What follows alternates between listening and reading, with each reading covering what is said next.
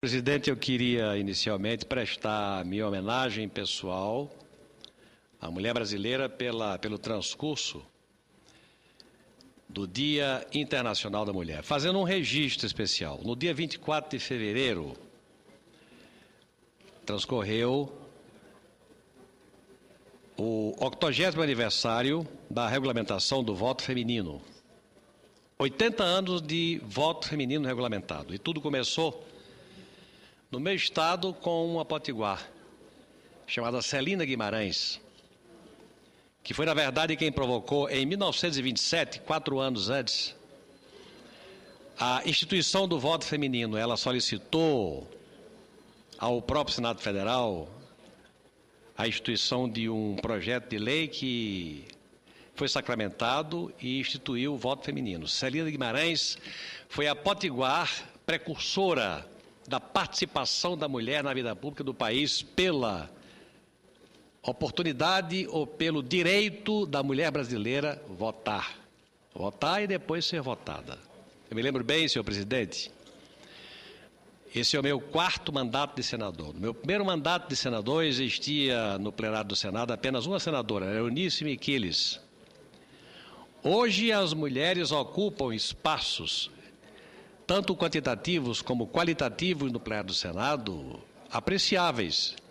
Repito, espaços qualitativos e quantitativos apreciáveis. E isso é mérito da mulher, do seu talento, da sua capacidade política, da sua sensibilidade social. E eu venho aqui trazer a minha homenagem à mulher na figura de Celina Guimarães, mas também lembrando algumas mulheres que, de tão nacionais que o foram, se transformaram em potiguares de prestígio nacional. É o caso de Alzira Soriano, de Nízia Floresta, de Berta Lutz, de Maria do Céu Fernandes, que foi a primeira deputada estadual do meu estado. Todas figuras importantes, e a senadora Ivonete Dantas, potiguar, minha conterrânea, é testemunha do que eu estou falando. Ela que está ao lado de Vossa Excelência, presidente, quase que co-presidindo esta sessão. De modo que eu quero homenagear a mulher brasileira na figura de Celina Guimarães, a potiguar que instituiu, eu diria que instituiu o voto feminino do Brasil, fazendo com que a mulher potiguar, a mulher brasileira, se inserisse na vida pública, participando, votando e podendo ser votada. E podendo chegar aos dias de hoje com a representação que tem no Poder Executivo, no Poder Legislativo e no Poder Judiciário. E em todos estes poderes com singular brilho.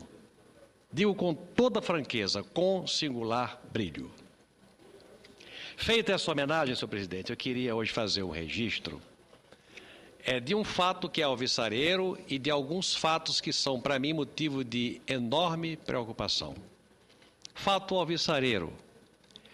Foi divulgado ontem o PIB do Brasil.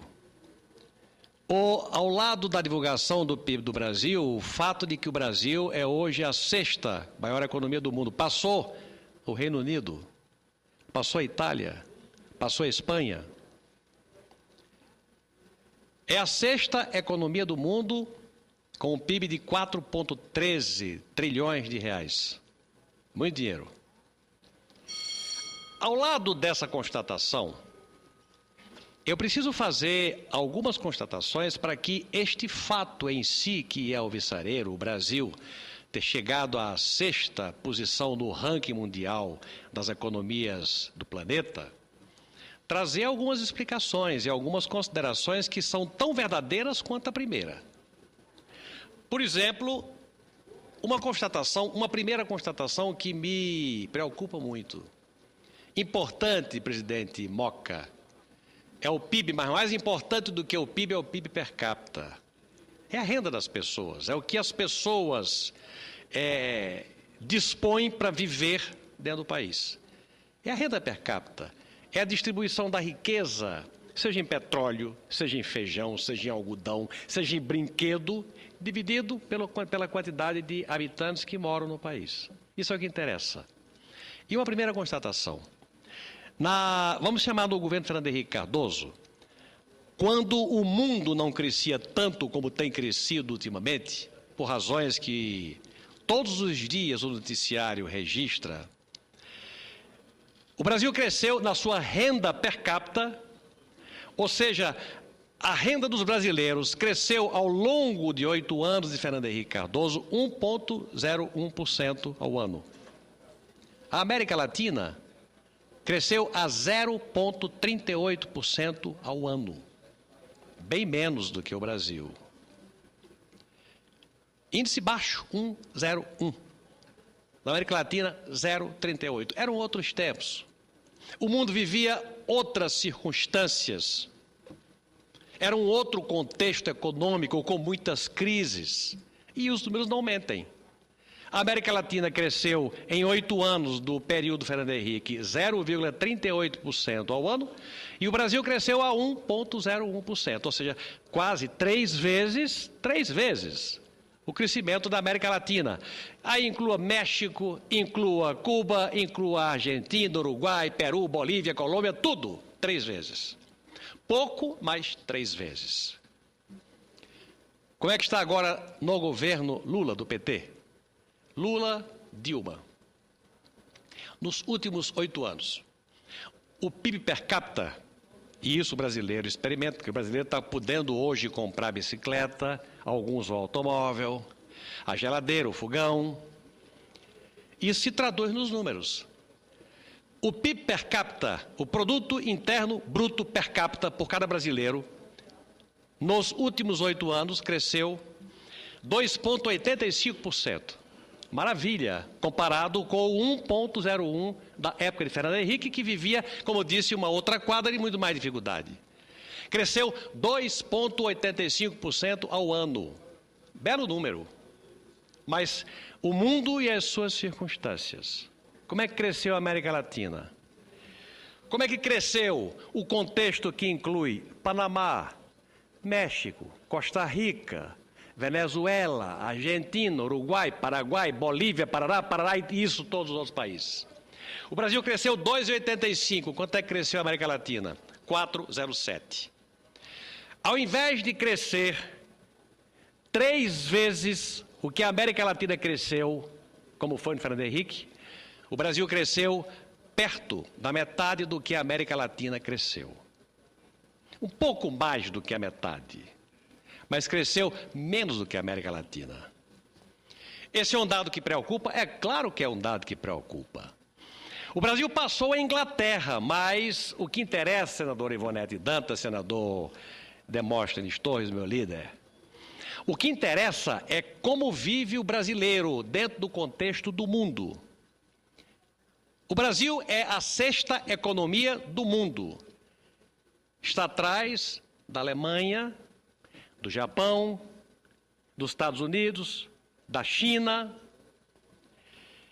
mas é o 55º, 55. Veja, é a 8ª economia, mas é apenas o 55º em renda per capita.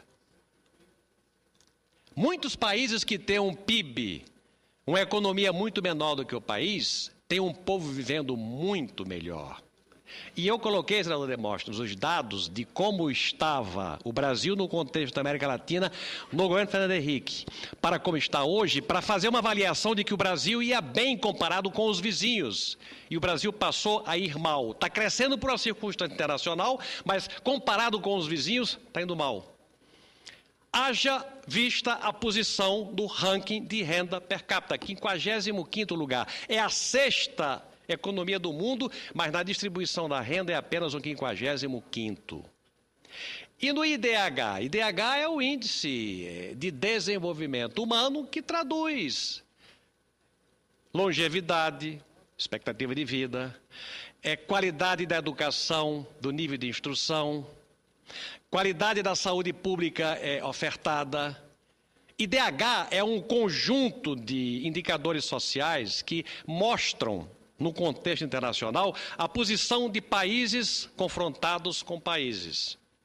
Nós somos a 6ª economia do mundo, somos o 55º país em renda per capita e somos o 84º, é o 84 em IDH. Veja, senador Ivonete, veja que coisa perversa. A sexta economia e o 84 em qualidade de vida. Tem algo errado aí. Tem algo muito errado